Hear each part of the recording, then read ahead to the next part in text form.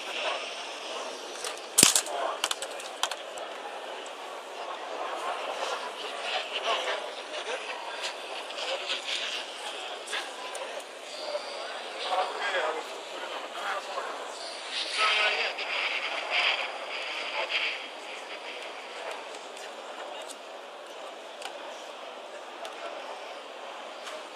morning and welcome.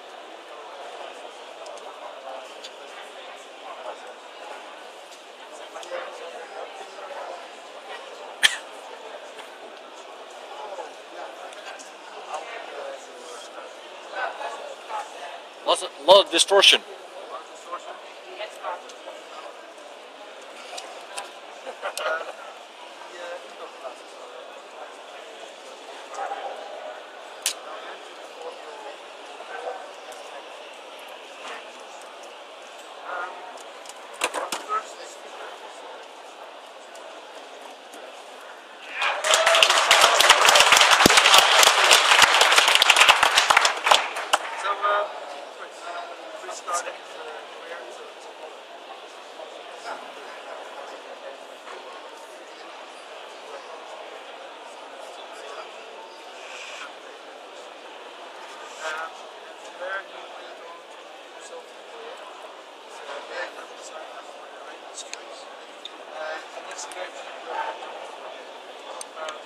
Going the extra mile. Sorry, I'll let know.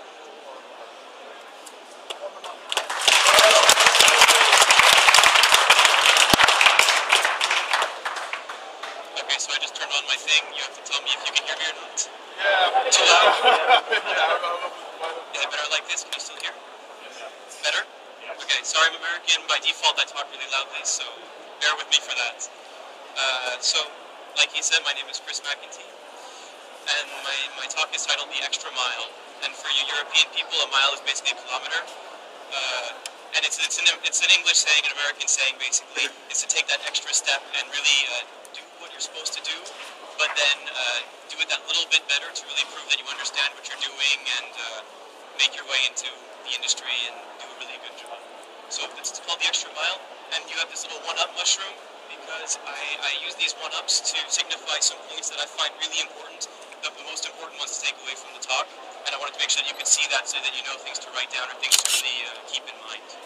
But all the points are important otherwise, I wouldn't put them in there. So, I don't really need to introduce myself anymore, but yes, I was at the IGAD course in Breda, and I'm working on Rayman Legends right now. We're finishing up production finally.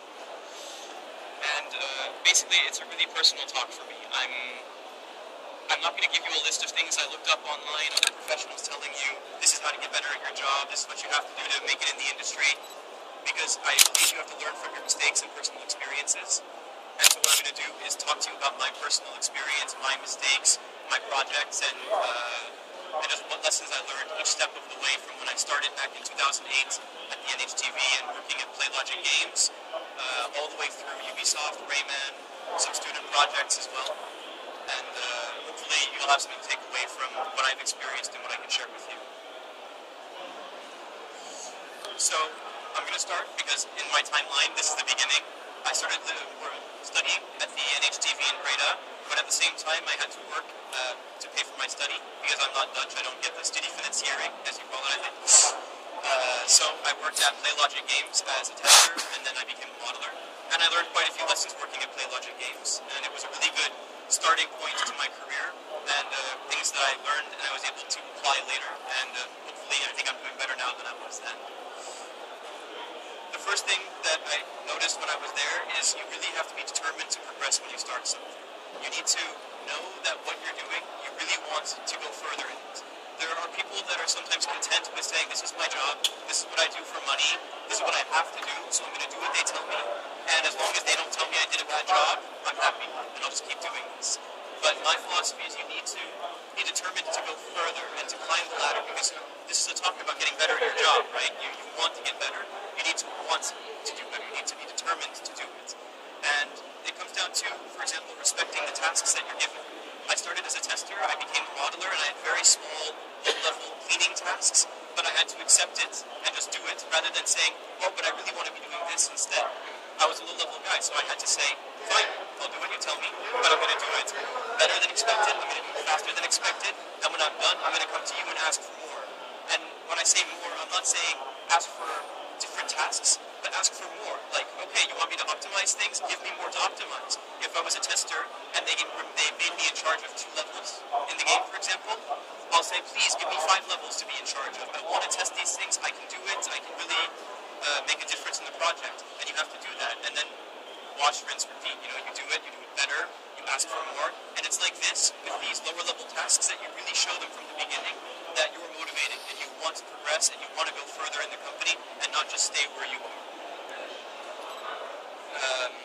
It's also another saying that you have to walk before you can run. And I'm using it in the sense that you have to do the low level tasks before you can actually be put on something that you're maybe more interested in. The example is I became a modeler at PlayLogic, a 3D modeler. And of course I wanted to make characters, I wanted to model environments and do all this kind of cool stuff because that's what modelers want to do. But my task was to optimize every 150 characters in the game, I believe. And I did this full time for about 2.5 months. And all I was doing was deleting edge loops and cleaning up UV maps and all this kind of thing, fixing textures, importing it into the game, assigning all the materials and everything. And I did this every day. And I think I went through maybe 5 characters a day or something. And that's all I would do. But because I did such a good job on cleaning, I think my boss called me Optimize Prime at one point. He said I did a good job, that he eventually was like, okay, I'm going to move you on to better things. I'm going to give you something to make from scratch. It was not a very risky thing to make from scratch, of course, but he gave me something that I could build for myself. I wasn't cleaning up someone else's work. And when I did that well, I got higher profile things to do.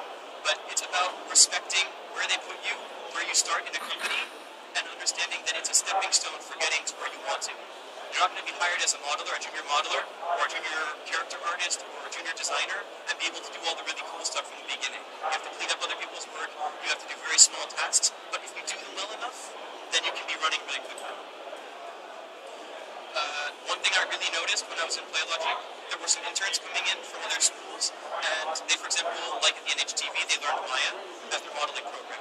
At school, we don't usually get 2 programs simultaneously. They choose one that they like and they teach it. But in the industry, every company uses different programs. And these students didn't understand that skills are transferable. When you have a skill for modeling, you have a skill for sculpting, you have a skill for texturing, it doesn't matter what program you're using. You can use Photoshop, you can use GIMP, though GIMP kind of sucks.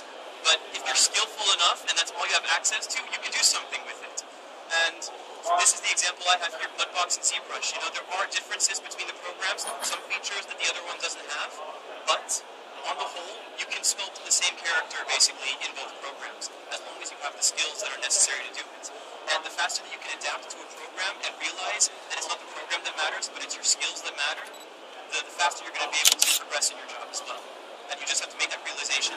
Okay, I don't care about the editor, I don't care if it's Unreal, I don't care if it's Unity, I don't care if it's Mudbox, Maya, whatever. You just have to deal with it and prove that you have the skills and the capability to learn. This is an interesting one. I've noticed it on Rayman as well as Fairy Tail Fights, but I can't really show Rayman Legends concept art since the game's not out yet, so I'm using Fairy Tail Fights as an example. For the concept artists, I noticed that in a sense they retain a personal style and flavor that they brought to the table. For example, the artist on the right is obviously more of a comic book style artist, and the one on the left is more of a painting. And there are really nice little touches though that they retained while keeping the same color palette, the same theme, everything. For example, the perspective here is really skewed, the buildings are tapered, whereas the building here is very metric, it's almost an isometric view. Everything looks really soft and beveled over here. But here, it has outlines and everything, very simple flat colors. But actually what's interesting is that these 2 artists' renditions of this kind of scene were combined, and the objects had the tapered architecture, but they retained the beveled edges and the soft materials. And so in the end, instead of conforming to a style from the beginning, they retained a little bit of their own personal flavor and brought something to the table which made the style from all of their different contributions. But it's important to know that it's when it makes sense, because when you're actually in production for a game, you can't retain your personal style unless your style is the style that you're working in, of course, because otherwise the game is going to be inconsistent. So once they settle on something, you have to understand that and stick to it. This is the first little one-up, most important points of the presentation. and it's really, really important, is to be persistent. I've noticed this in a lot of people, that they're not willing to be persistent. They apply for a job, and they get no answer. And they're like, okay, they don't want me, I'll go send an email to somebody else. But no, silence isn't a rejection. They have other things to do with their day. They're just getting these applications, they look through them quickly, and they move on. But if you're somebody that's persistent enough to send them another email, to call them, to say, hey, I'm interested, can I come have an interview? You get yourself into their head, and you're reminding them that you exist. And it's really important, because they're not going to be angry. They're not going to say, God, this guy won't leave me alone. He really wants this job, doesn't he?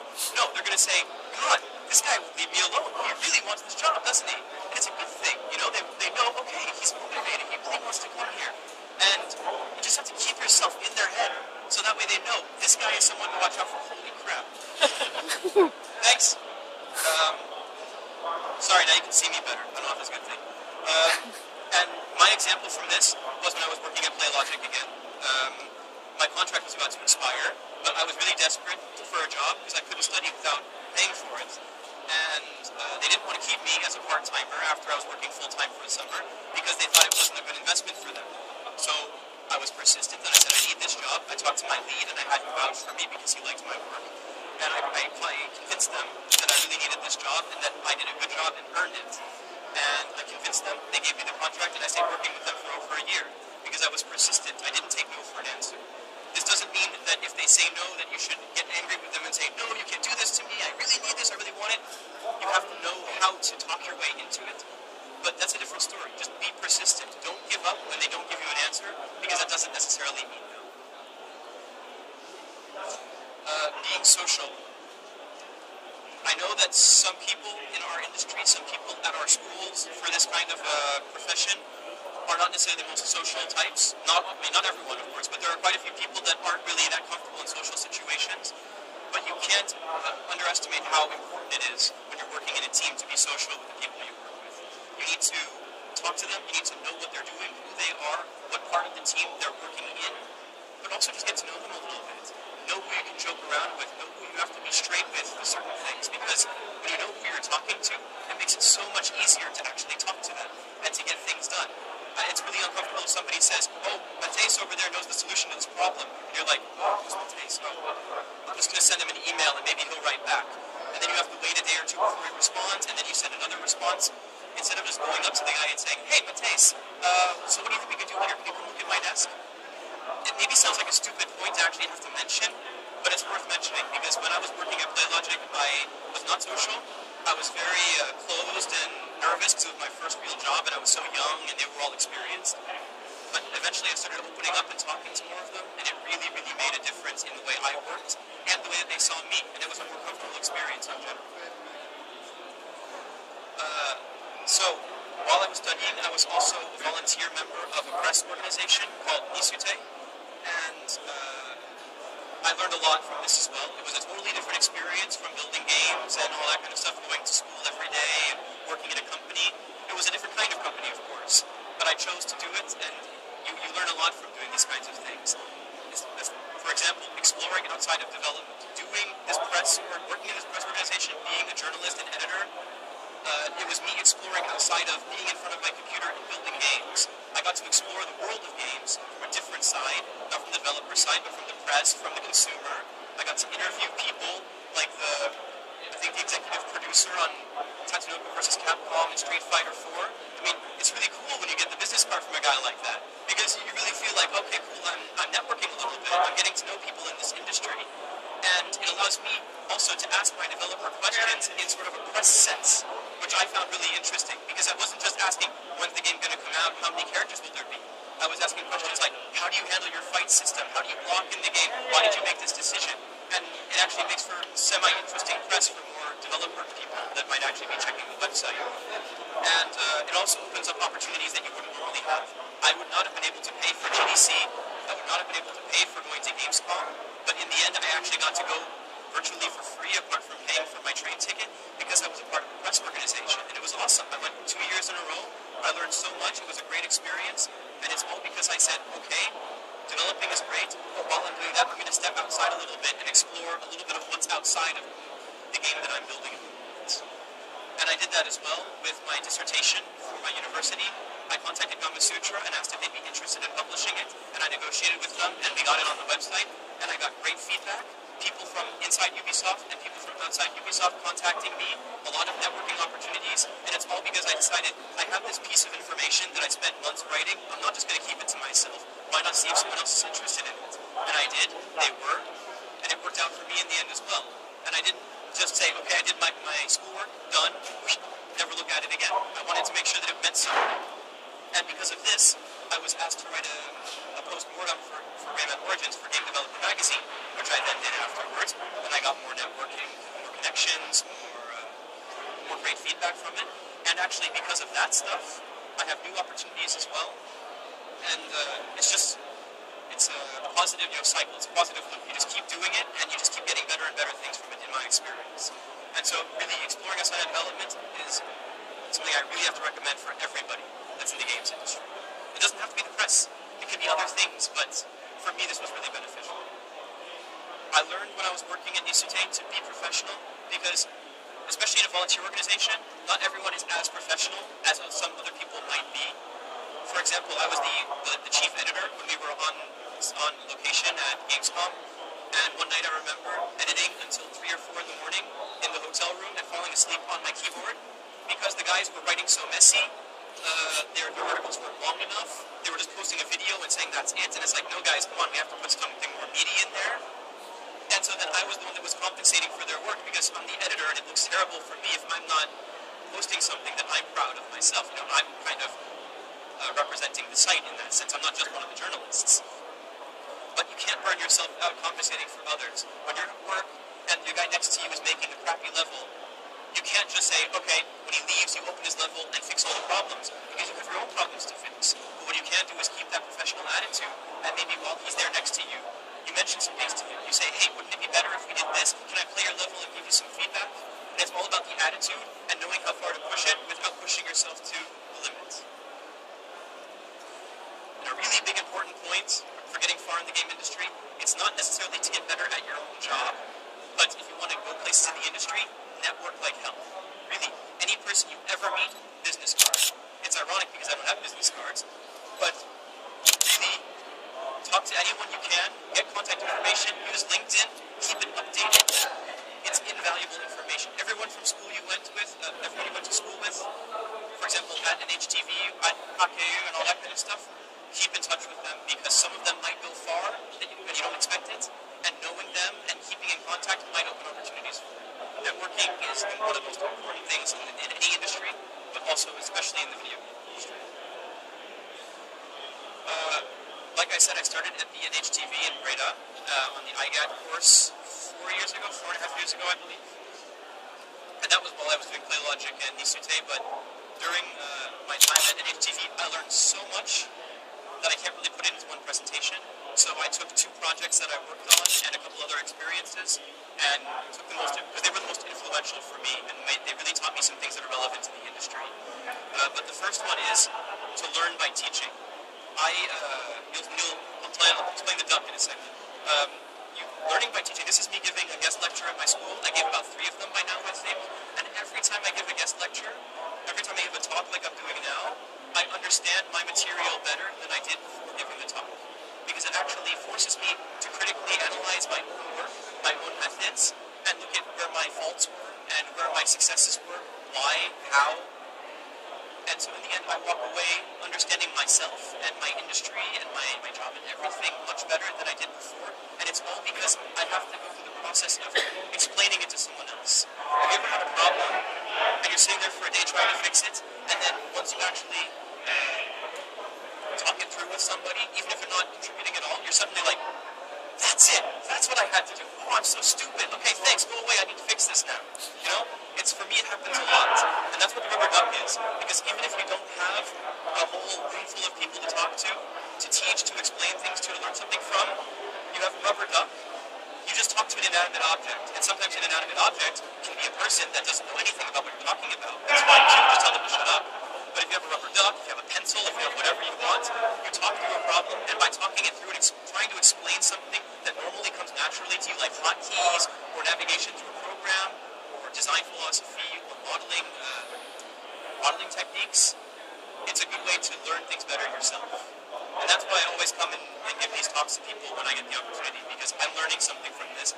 I'm taking it away maybe more than you guys are, in my opinion. So I really recommend it to, even if it's a small thing, or just teaching another person, or explaining to some friends something, or even talking to rubber duck, it's really useful in my opinion.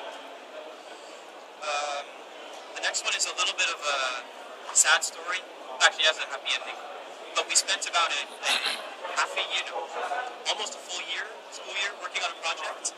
And it was really ambitious. 4 characters, big environments, lots of moves, lots of environmental objects and gameplay elements and things. We were all pumped and like, let's do this. We're going to make the best game of our school. This is awesome. And in the end, we focused too much on the outside elements and didn't focus on the core mechanics, the character movement, the 3 C's, what we say at Ubisoft, the character, controls, and camera. You need to focus on your 3 C's, your core of your game, and maintain focus before going to all the fun bits on the outside. And it's overwhelming when you're in a team with a lot of people and you need to give them work. So it's easy to just say like, okay, well, you do the 4 characters and you do the environment, we need it to be like this. But you need to just say, what can we give them to do while we're focusing on the core? And once we know what our game is going to be, then we expand from there and make something better. So needless to say, we got canned. We failed. And we had maybe half of a block to finish a game, to build a game from scratch. And so I went the exact opposite route. And I just was sitting on a train to Maastricht, so it was like 2-3 hours. And I was just sitting there brainstorming and writing down the simplest, stupidest ideas I could think of just to get something on paper that was a simple mechanic. And I came up with just the idea of being on a torus and moving left and right. And it's an endless closed circuit, and you shoot projectiles to destroy things. But if you miss, then they can be projectiles that can come around and hit you. It's a simple concept, but for me it was simple enough that we could build a prototype and see if it's fun really quickly. And that's what we did. We built it, we tested it. Originally, I wanted to have lanes, so you snap from lane to lane. We realized that with a camera that was fixed behind the ship, you never noticed that you were moving. It felt like the planet was moving under you. And so then we decided, let's make smooth movement with some ease in, ease out, so you feel like you're traversing the planet. And it made a really big difference for us that we were able to make that decision. Because in the other side, we would have just said, this is how it's going to be, and we have to make everything else around it compensate for the fact that the core sucks. But we said, let's make the core work.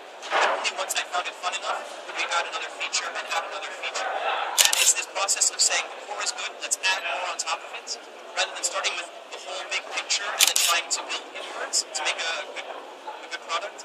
It's a much better way of working like this. And we ended up turning a failure into a 9 or a 10, I believe, in half the time that we had to make half of the other game. So it really made a huge difference to maintain that focus, work on the core, and then expand from there. And that's an example of when life gives you lemons, you do something really different with it. You know, you don't just say, God, this is stupid, and I hate this. The fact that we got canned. Let's not do this. Let's wait until next block and do something. Or no, please, can't we continue working on this game? We worked so hard. I swear to God, we can make it work this time. You just say, you know what? Okay, there's a reason that they canned us. Let's do something. Let's make the best of the time that we have. And I've got some, Tubular was a great example for me, that game that I talked about. That was a great example of taking a bad situation and making the most of it for me. But there's another one, which is more recent and really relevant, is, I don't know if anyone is following Rayman at all, but Rayman Legends was recently delayed for 6 months to be brought to the other consoles. And at first, everyone was disappointed, of course. The team was disappointed as well, to an extent. But at the same time, instead of just saying, okay, this sucks, let's port it and get on with it, we ended up adding 30 new levels and 6 bosses to the game that weren't there when it was going to be previously released. And for me, as a player, when I'm playing the game at work, I think that's probably the coolest content of the entire game. For a gamer, of course, we added really, really cool content that's going to make the game, push it over the edge from what it would have been before when we released it on time. And that was us saying, okay, damn it, we have a delay, we're going to use this 6 months to make something, not just saying we're tired of this game and we're just going to port it cheaply and move on to something else. And so you really have to realize that bad situations are actually good situations in disguise sometimes, and you have to see through it and make something out of it. Take risks. This one I love because it's so true. It's a game thing, right? Taking risk and you get a greater reward. It's in Pac-Man, it's in Mario, it's in Meat Boy and everything. There's a shiny thing in the corner that you want, but it's surrounded by spikes, but you go for it anyway. And after the 17th time you get it, it's worth it, right? But it's true in life. It's true in everything. Risk and reward, right? Whether it's a new company, a new country, a new specialization, even a new field. If I say I don't like games, I want to go write books. It's a risk, right? Because I'm established in the game industry. I can go places in the game industry. But if I'm really tired of it and I want to write books, why shouldn't I try to write books? And it's a risk, okay? But if it pays off and I'm actually good at what I end up doing, it's totally worth it because it's a rewarding experience for me. I'm happy with what I've done. And for a lot of students, moving out of your parents' house, it's a risk. For some, I know, I've talked to a lot of people, but for me, it's really something that's worth doing. So, just a little point. You have to embrace your talents. I was an artist. I came in as an artist, and I was studying art. And somebody offered me to be a level designer on their project, and I said, you know what? Sure, let's do it. And it turned out that I was a better designer than an artist, and I ended up tailoring my portfolio to design, which was a risk because I had more art to show than I had design. And I ended up getting a job at Ubisoft based on my design portfolio. So I realized what I was good at, and I took a risk on it, and I ended up getting the best thing that was possible for me at the time. And don't underestimate that hard work pays off. We worked our butts off on a game called Chewy, and we ended up winning multiple awards. We won money for it, and honestly, there are sleepless nights. You're really tired of the project after a while, but it pays off in the end. And even on Rayman, graduating on time, getting awards on a game from E3 and everything, using a really kick-ass demo, the hard work is worth it in the end when you get the benefits. So don't get burned out. Don't be like, this is not going to be worth it. This is going to suck. Just push through until you get the reward. So I have a short amount of time. I'm going to go through these ones. These are some of the most important ones, but I'm going to try to go through them quickly. The ones that I've learned from Ubisoft. Embrace constraints. Constraints, by definition, are things that hold you back from what you want to do. But actually, constraints force creativity in strange places. A perfect example is a shooter game where you have no gun, and there are enemies around you, and you have to avoid detection. And so, for example, there's an example where there's high grass, there's tanks and enemies around you, and you have to crawl on the ground and be silent and wait and everything. And it might sound stupid in a shooter, but actually it becomes one of the most memorable experiences in the entire game. And sometimes constraints are actually things that force you to think outside the box and do something spectacular. Criticism. Nothing is worse than somebody that sticks to their guns too much and says, but this is my idea and I like it and I have to have it like this and this is why and this is why. Criticism comes from somewhere. Somebody telling you, there's a problem here. It doesn't feel right to me. And you have to understand that it's coming from somewhere personal, and there is probably some truth to it that you have to take in mind. And especially bosses do not like it when you don't listen to what they say and when they criticize. Your boss, but also your colleagues, and even players and things, embrace it, take it to heart, and do something with it. Don't just stick to the first version of something because you think it's a great idea. No idea is precious and perfect, and everything can become better with input from other people. Know your role. Understand that what you do influences other people. I'm a level designer, and then Rayman, for example, the topology is always very organic, because that's the kind of game it is. It's not straight and metric like things like Mario or Donkey Kong. Donkey Kong is organic. And there are some level designers that make really metric lockout levels, and they give it to the artist, and the artists are thinking, what can I do with this? This isn't in the style. I can't make a cool-looking level with this. It doesn't fit the graphical kit. And they need to understand, we need to understand, as designers, for example, that what we do influences other people's work. And when you know that, you can start thinking like an artist and understand, okay, this is fun, but it's also visually appealing at the same time, and they can work with it. Take an interest in everything. Even if you're a designer, take an interest in the art, take an interest in the programming, take an interest in all aspects, the sound, because it all comes together to make the final product. And if you're interested, you start paying attention to details, and you can help ask for improvements and make the game a better experience. Know your audience. My example, you're talking to your creative director about something, you're talking to your lead. Your creative director only wants to hear the bottom line. Is it working? Yes, no. Can I try it? Okay, I think this, I think that. You don't want to explain everything to him in vast detail because he's going to fall asleep. But your lead needs to know all the details because he wants to understand and analyze why it's not working and know what he can do and what you can do to make it better. So know who you're talking to in your team so that you don't waste your time and their time as well.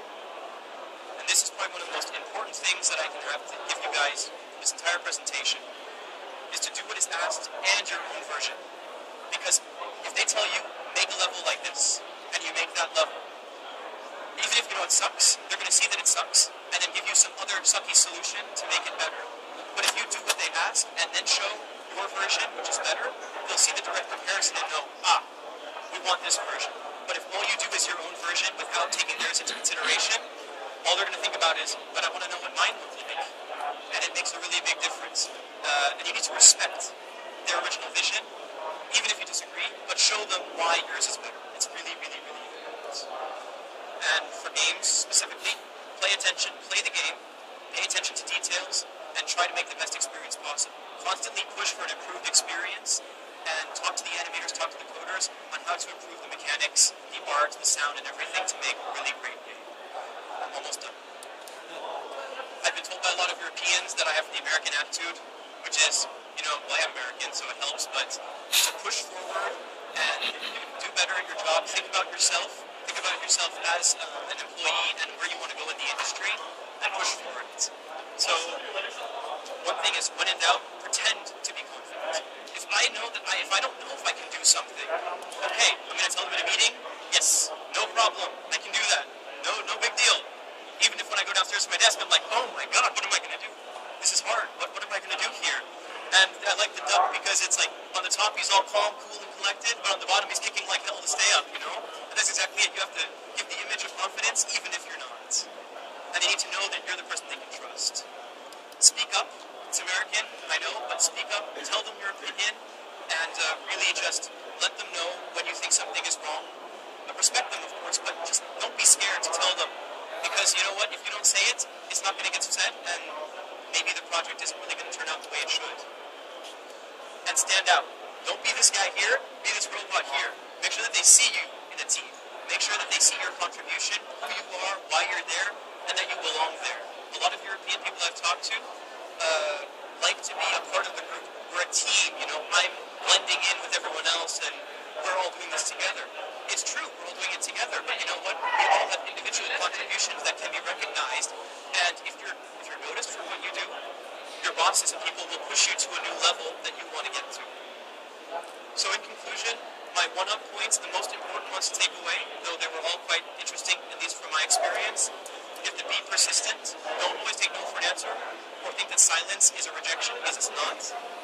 Network like mad, network like hell, because it's really, really important to get jobs, to get opportunities, and also to have people come into your own company that you trust, that you can build something great with. Take risks, because the rewards are so much better when you take a risk. Work hard, because it pays off. Not always, but trust me, if you work hard enough at something, you're going to take something away from it that was worth it. Embrace criticism, because it comes from somewhere personal, and it means something, even if it sounds harsh. Respect what people ask you to do before you do your own version, but make sure that you do your own version if you disagree, so that way you can show to them that you know better what you're doing, and that's what they hired you for. And have the American attitude. Speak up, stand out, and just be somebody that wants to progress, and let the world know that you're someone that wants to progress, because that's how to get better at your job. So, I rushed it, but thanks for listening, and I hope it was useful. We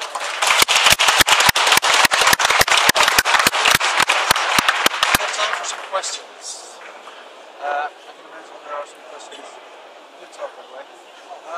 Anyone space me for questions in which How am I going to hear it?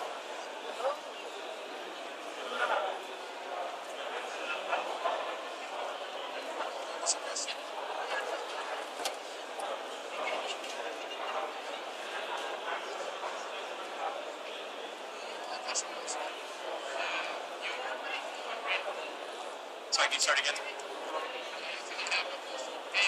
Yeah.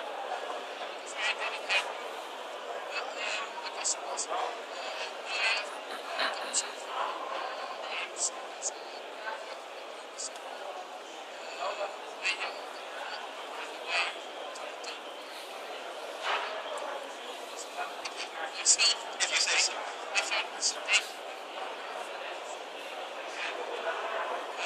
Yep.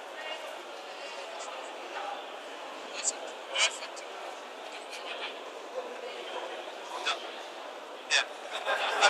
I mean, that's my whole point, right? You work hard and it pays off. I worked a job while studying. I ate cornflakes for like a month because I couldn't experience and everything, and I moved to a foreign country when I didn't know the language, and I was American, so I would never want to go to France by myself. But it was all worth it in the end, because the situation I'm in now is so much better than anything else I would have imagined when I got out of this school. And I have years of experience now, rather than just 6 months after graduating. Really, it was all worth it, and that's my point. All these lessons that I told you about, they were very personal to me, because I believe that you learn from your mistakes and from your experiences. And for me, all of my mistakes and experiences took me here, and that's why I'm happy to be where I am now. But I'm not happy enough, and that's the American attitude, and I want to keep climbing until you guys see my name in all the magazines and websites and videos and e-throughs.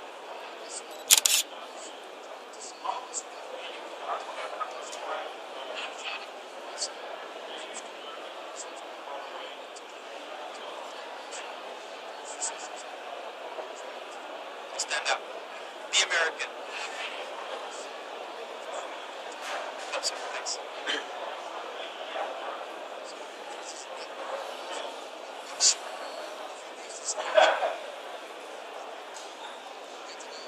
If you want to come up and talk to me after the presentation, I can hear me, so they can. You can come talk to me.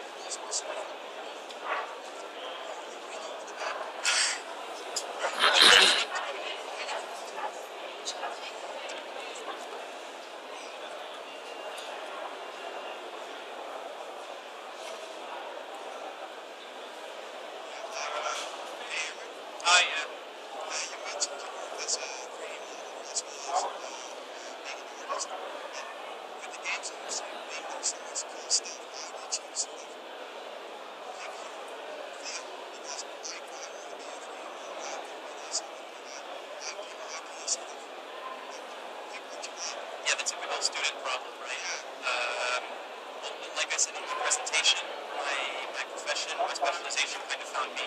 As lame as it is to say, it really found me because I was always interested in my design lectures and projects and things, even though it wasn't the focus. And when I got this opportunity to be a level designer on a project, I was kind of like, you know what, I've never really tried it in a project sense, so why not just see what it's like? And we ended up getting best design awards and things, so I was kind of like, maybe this is a sign. And then I made my portfolio and I got a job in it, so I'm like, yeah, that was the sign. So, and in the end, I'm happy being a designer because a designer kind of takes aspects from all the other areas of production and makes it into the final product that you're actually playing on. So, for me, it's the best place to be in. But really, try everything. Like I said, be interested in everything. Explore everything that you can. So that way you can be the most well-informed and really analyze yourself, Even if you say, I really want to be an artist because, look, I want to make sexy characters like this. I want to make something awesome in ZBrush. But if you realize you're getting 10 to your programming courses, maybe programming is where you're best at, and maybe that's what you should be pursuing as a profession, and keep the art for the side. Why not? It's all in the same industry, right?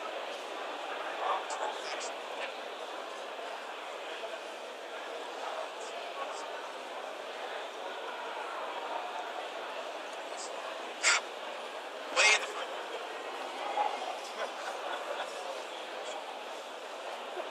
He's getting his exercise.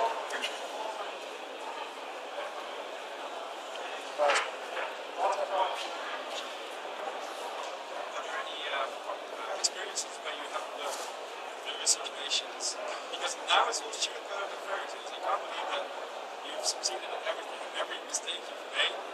Oh no, the thing is, I had to talk to you about the things that I failed in and then succeeded in because of the failure, and the things I've learned from that I turned into a positive, because that's what the talk is about, right? If I just said I failed and it sucked and I cried, it wouldn't really be a very motivational speech, right? The thing is, yes, I've had a lot of failures during my school, I had to work hard on things and it didn't really pay off in the end. I worked in teams with unmotivated people, and so we flopped, and there was nothing I could do about it. And I couldn't turn it into a positive. I just had to deal it, roll with the punches. I stepped on people's toes because I talk a lot and they don't understand why, and it's caused personal issues and things. There are things I know, and there's things you don't learn from. That you make a mistake, oops, you make the same mistake, oops, But that was the point, is to really take every mistake and try to absorb as much positive from it as you can, so that way you don't make the mistake the second time, or that you take a totally different approach, and maybe it's more beneficial to you. course, everyone makes stupid mistakes they don't learn from, but it's all part of life. So, another fun question for you.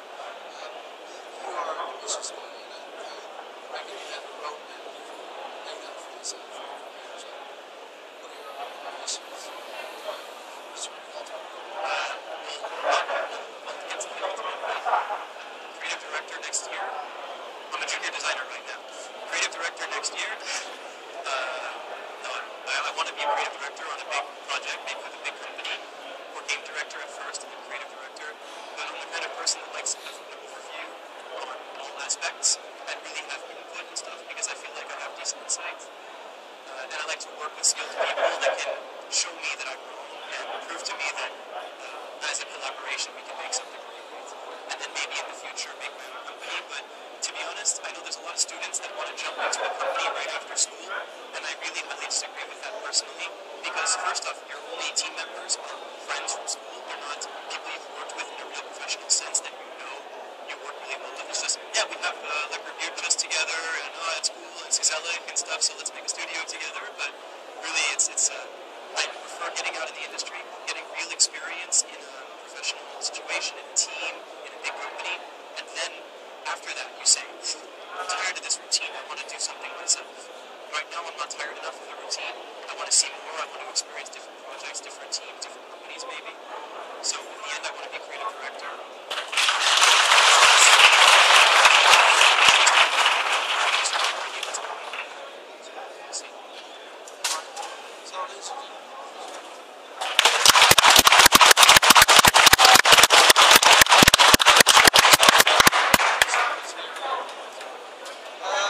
Okay, so we have a 10-minute break.